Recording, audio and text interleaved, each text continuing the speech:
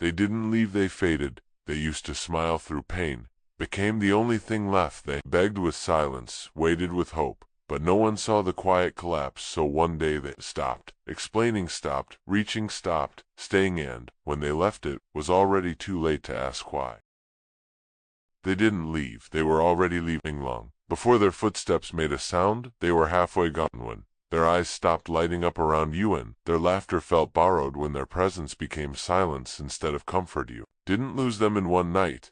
You lost them in the spaces between your words, in the forced smiles, in the weight they carried without letting you know. They cried but never loud enough for you to notice, because they were trained to hurt quietly. They gave but never begged, because asking for love felt like losing dignity. And when they walked away, they weren't angry, they were empty. They didn't slam the door, they closed it with trembling hands, and a heart that had waited too long. They didn't want revenge, they wanted peace, but peace never came, so they created it by leaving. These souls don't leave loudly, they don't make scenes, they disappear in silence. After surviving too long, unseen goodbye was not a word, it was a slow bleeding of everything they tried to keep alive. They remember the times they showed up and no one noticed, the nights they stayed in. When their soul was screaming to run, they grieved you while still loving you, until love couldn't hold the pain anymore. And when they left, they weren't asking you to chase, they were setting themselves free from being the only ones still hoping, still trying, still drowning. They didn't ghost youth, they let goof the version of youth that never saw them slowly breaking. They didn't scream, they stayed, they didn't ask for help, they showed up again and again, hoping you would notice that they were breaking while smiling, that they were drowning while holding you afloat. Their silence was sent peace. In restraint they spoke, but not in words. They spoke in the quiet wait for a reply that never came. They spoke in the long pauses after "I'm okay," hoping someone would hear the lie in their tone. They begged, with their eyes not their voice. They stayed longer than they should, not because they didn't want to leave, but because they kept giving you another chance to see them too. Save them before they save themselves by walking away. Empaths don't know how to scream, they whisper, they offer, they fluent in quiet sacrifice and invisible pain. They don't raise their voice, they lower their needs until it costs them their spirit, and the world doesn't notice because we only hear what's loud, what's dramatic, what bleeds visibly. But these souls bleed inward, they collapse beautifully without disturbing anyone, and that is what kills them. You thought they were fine because they never complained. You assumed they were strong because they carried others so well, but inside they were unraveling. They didn't need you to fix everything, they just needed to be seen, to be met halfway, noticed without having to perform their pain. They longed for someone to ask before they had to explain. Their pain wasn't invisible, it was ignored, not because you were cruel, but because you didn't know how loud silence can be when it's carrying too much. They sat beside you trying to make peace with feeling alone, while being next to someone trying to love, while slowly disappearing inside. And every time you overlooked the scythe, a glance with a subtle withdrawal, you confirmed the fear that they didn't matter, less they were happy is full strong. So they stopped hoping, not in one day but tore one unanswered moment at a time. Man, when they finally left, you were shocked, but they weren't. They'd been grieving each time. Their quiet hurt was met with your silence. They didn't leave because you didn't care, they left because they could no longer keep proving they were worth caring about.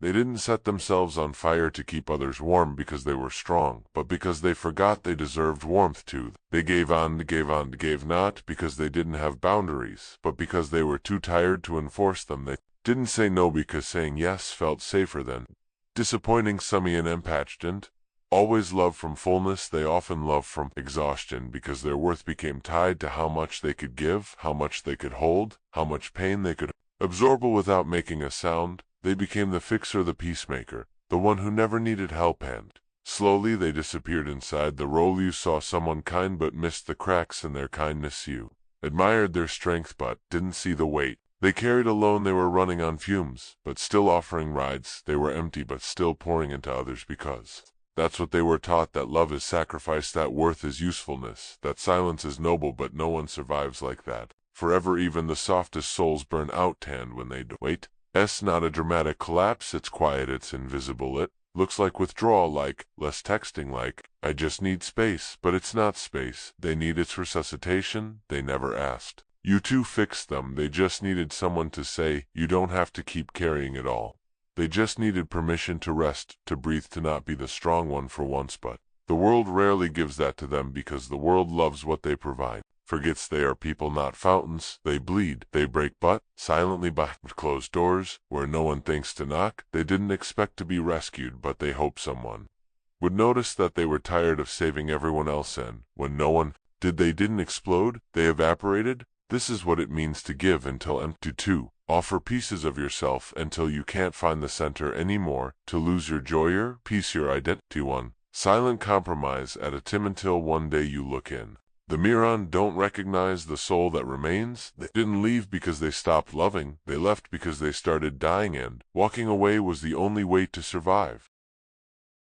Carl Jung once warned that what you suppress will become the shadow, and one day it will devour you. Empaths don't just suppress anger, they suppress needs, discomfort, boundaries, because they've been told that to be good is, to be quiet, to be kind is, to never push back. But Jung saw through this illusion.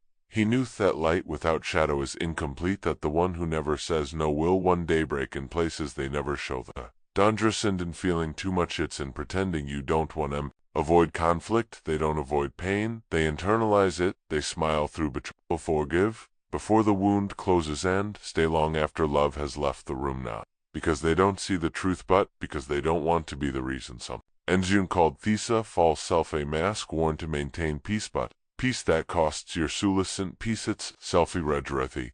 Empath becomes a performer, a caretaker, a ghost of their own life, and slowly they begin to resent the world but say nothing. They begin to question their worth but keep giving because kindness has become their identity, even when it's killing them. Jung would say this is a split psycho division between the self they show and the self they bury, and the shadow, the buried truth. It waits until one day it resists, not as rage but as numbness, not as violence but as withdrawal. That's why some people leave without drama. They don't explode, they fade, because the shadow inside them was never allowed to speak, so it chose silence as its only language. Empathy is beautiful, but when it has no boundary it becomes martyrdom. You keep saving until there's no one left to save you. You keep giving until you forget you were never meant to disappear in service of others. Jung believed that individual true path to wholeness requires integrating the shbona, rejecting it, not hiding it, but listening to it. Tan, the shadow says you matter even when you say no, you deserve love that doesn't ask you to bleed. So many empaths never hear that voice until it's too late, until they've given what was never returned, forgiven what was never acknowledged, stayed where they were never chosen, and then they vanish, not to punish but to protect what little light they still have left. At first it just felt like sadness, quiet, lingering, and checkable, but it wasn't sadness, it was something deeper, something slower, something wordless, say silence that didn't feel like peace, a stillness that felt like drowning. They weren't just heartbroken, they were breaking at the soul level, because when someone keeps giving without being seen, without being met, they begin to vanish, not just from others but from themselves, and what's left isn't emptiness, it's confusion, a disorientation so profound they start questioning everything. Was I ever really loved or just useful? Did they see me, or the version of me that made them feel good? Did I stay because I was strong, or because I didn't know who I'd be without someone else's need? This is not depression, not heartbreak, it's a spiritual collapse, the kind Carl Jung whispered about when he spoke of losing your false self and not knowing if anything real remains. This is the moment when the mask falls and you realize you've lived a life that asked you to smile, to serve, to be small so that others could feel big. You weren't living, you were performing, and now the script has burnt, the stage is empty and the lights are gone. People think awakening is beautiful, but sometimes it's just dark. It's lying on the floor, not knowing if you're falling apart or finally being reborn. This is the night where the old identity dies, the pleaser, the fixer, the one who always stays on. There's no applause, only silence and fear, because who are you when you're no longer needed? Who are you when you stop saving others and realize you never really saved yourself? You want to run back to something familiar even if it hurts, because pain at least feels like something, but a soul death feels like nothing, and that nothing is terrible. Called it the dark night of the soul, when everything you believed about love, about yourself, about your role in others' lives crumbles, and what remains is round, shaking and painfully. Honestly, see your reflection, but don't recognize the eyes. You hear your voice, but don't believe its softness, because for so long you were strong only when you were useful, and no, you are simply youth. This is not weakness, this is not failure, this is the moment your soul refuses to be silent anymore. This is the sacred unraveling, rebirth, and Though no one sees it, no one applauds it, no one understands why you're so quiet. Something within you knows this. Silence is not emptiness. It's beginning. It's the space where your truth will grow roots, where your voice will return, not to serve but to exist. And maybe for the first time I are not here to be chosen. You're hired to remember you already are. No one talks about what happens after you leave. They talk about the silence, the absence, the confusion, but they don't see the storm that follows inside you. You thought leaving would bring relief, but at first it brings grief, then guilt, then stillness so unfamiliar you wonder, was I too much? Was I too cold? Did I imagine the pain? You replay everything and still you doubt your decision, because empaths don't just walk away, they carry the pieces of everything they tried to save. But slowly in the quiet something shifts, the noise dies down, the need to explain fades. You start hearing things you forgot how to hear: your own breath, your own voice, your own boundaries, not as walls but as whispers saying this is enough. You feel strange, not rushing to respond, not apologizing for space, not trying to fix things that never fixed. You miss them, yes, but you miss yourself more, and that is new. Wheeling docent look heroic. It looks like going to bed without replaying the argument. It looks like making tea without bracing for tension. It looks like peace that no one else notices but you do, because now you recognize the weight you used to carry was never yours. Alone you stop shrinking to keep the room warm. You stop explaining why your heart aches when someone jokes too carelessly. You stop performing. Levon, start practicing it first with yourself. You begin to laugh, not because everything is fine, but because you're no longer pretending it is. You begin to rest, not out of exhaustion, but because you no longer need to prove or strong. You begin to say no without guilt and yes without fear. Some days it's still lonely, but it's not the same loneliness. This one is on a steward, alone but not invisible, quiet but no longer silenced, rebirthious and loud. It's a subtle return to things you thought you'd lost forever, like trust in your instincts, like walking away before you're empty, like knowing you deserve to be chosen even when you're not useful. The world may not understand why you're softer, waned, firmer, why you smile less but mean it more, but you do. You understand because you walked through the fire and came out not harder but clearer. This it's not the end of your softness, it's the end of your self-abandonment. And now for the first time you're not waiting to be seen, becoming someone you never need to leave again. They still feel everything, but they no longer react to everything. They still love, but they love wisely now, because healing didn't make them colder, it made them clear. They've learned that not everyone wants to be saved. Some people didn't want healing. They want attention, they want control, they want a caretaker, not a partner. And the empath, the one who used to run toward pain, now stands still. They don't run anymore, they observe. They don't rush to offer their soul to every cry for help, because now they know that not every scream is sincere. I've met people who didn't want only pity, people who used your softness to avoid meeting their own shadows. So now they ask themselves before giving, is this love or is this self-abandonment? Again, they've created boundaries not as walls but as doors that only open for those who knock. With respect, they no longer stay in conversations that feel like traps. They no longer apologize for saying no without explanation. They've left the role of healer to become a whole person. Not that they don't care, it's that they care differently now, quietly, intentionally, with limits, because they've seen what happens when you give endlessly to someone who feeds on your light but refuses to look at their own darkness. They no longer mistake pain for purpose. They no longer confuse chaos with passion. They see clearly now that love is not supposed to hurt this much, not this often, not this one-sided. They don't romanticize suffering. They don't believe that breaking yourself is a requirement to be loved. Some people see the new version of them on Seiyu, changed, but they haven't changed. They've returned to who they were before the world convinced them they were only lovable when sacrificing. Now they choose peace over tolerance and self-respect over validation. They no longer beg for effort, no longer explain their worth, no longer sit in places that drain their light just to avoid looking selfish. They let people go now without chasing, without bitterness. They don't try to fix the broken anymore. If the broken keeps cutting them in the process, the isk is not detachment. This is sacred self-trust. It's knowing that not everyone who cries wants healing. Some just want company in the chaos they refuse to leave on. Now they know better, they do better, and they love from a place that includes themselves.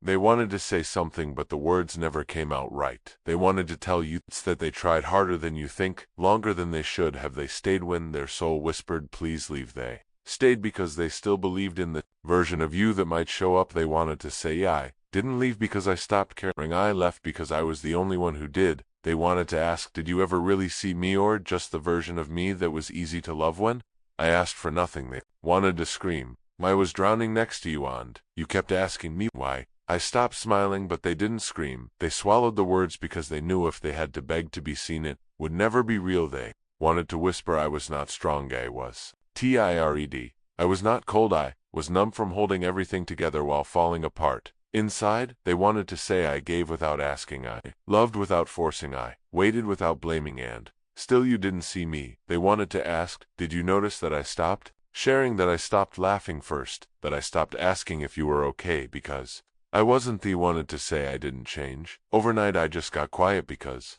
the noise in my heart was louder than anything between us. They wanted to tell you silence was not distance, it was the only way left to protect what remained of them. They wanted to admit they still think of you, but not the way you hope. They think of the moments they begged with their presence and were met with your absence. They think of how many times they watered the connection while you watched it wilt. They wanted to say I waited so many times for you to ask, are you okay, but you never did, and now they no longer need you to because they've learned that some things are better said by walking away than staying and repeating what was never heard. They never got to say it, but maybe this is what they meant. I didn't want to leave, I just couldn't stay in a place that kept erasing me every time I showed up.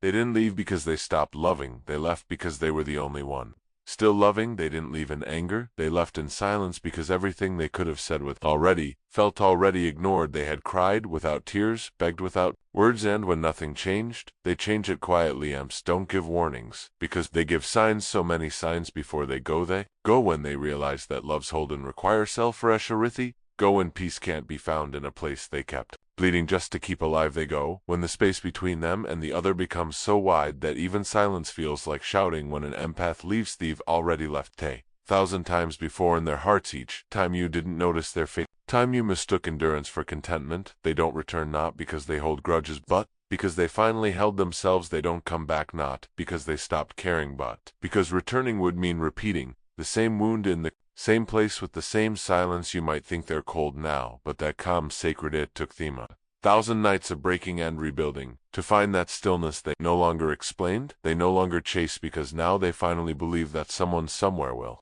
meet them without making them disappear. They're not punishing youth, or protecting themselves from a history that tried to convince them that love was pain and silence was normal. They've learned that not everyone deserves access to their kindness, to their presence, to their light, especially those who only saw it when it was leaving. They were not coming back, not because you don't matter, but because they do. For once they chose themselves, and this time they are not apologizing for it. To remember Dimas, quiet, but now you know that quiet was scream. Angel, remember the Dimas, soft, but now you know that softness was strength. You'll remember the Dimas gone, but they were disappearing long before you noticed.